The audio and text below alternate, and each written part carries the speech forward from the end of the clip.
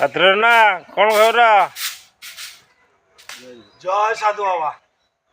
ସବୁଦିନ ଭଳି ମଧ୍ୟ ଆଜି ଠାକୁରଙ୍କ କାର୍ଯ୍ୟ ଚାଲିଛି। ଆଜ୍ଞା ସକାଳ ଆଉ ପ୍ରଭୁଙ୍କ କୃପାରୁ ଆଜି ଦିନଟା ଆଉ ଯେମିତି ଭଲରେ କଟୁ ସମସ୍ତଙ୍କର।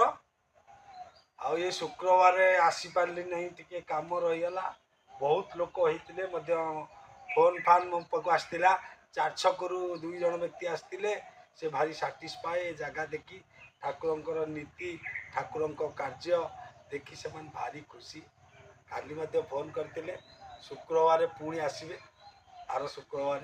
ଆଜ୍ଞା ସେ କ'ଣ ବାବା କହିଛନ୍ତି, ସେ କାଲିଠୁ ଆଜ୍ଞା ମୋତେ ରଖେଇ ଥୋଇ ଦଉନି।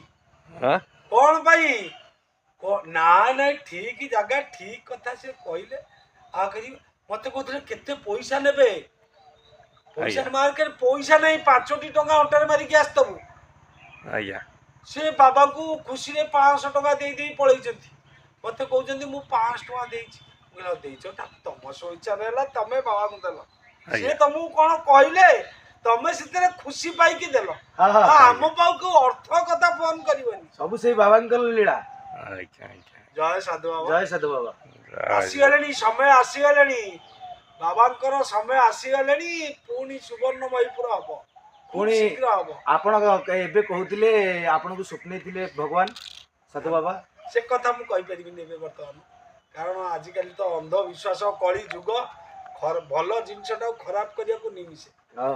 ସେ ବି ଗୋଟେ କଥା। ସେ ତାର ଯେତେବେଳେ ଡୋରି ଲାଗିବ, ଇଏ କେହି ଅଟକେଇ ପାରିବେନି। ମୁଁ ପରା କହୁଥିଲି, ଯେତେବେଳେ ପ୍ରଥମେ ମୁଁ ଆରମ୍ଭ କଲି, ପୁରା ତୀର ଯୁଦ୍ଧ କରିବେ। ଆରେ ଧର କୁଆଡେ ଗଲେ? ସେ ତା ଲୀଳା, ତାର ଯୋଉ ଦିନ ଥିବ କରିବାର କାର୍ଯ୍ୟ, ନିଶ୍ଚିନ୍ତ କରିହବ। କେହି ଅଟକେଇ ପାରିବେନି। ନା ଠିକ କଥା। ଆଉ ଜୟ ସାଧୁ ଜୟ ସାଧୁ ବାବା। ଧନ୍ୟବାଦ।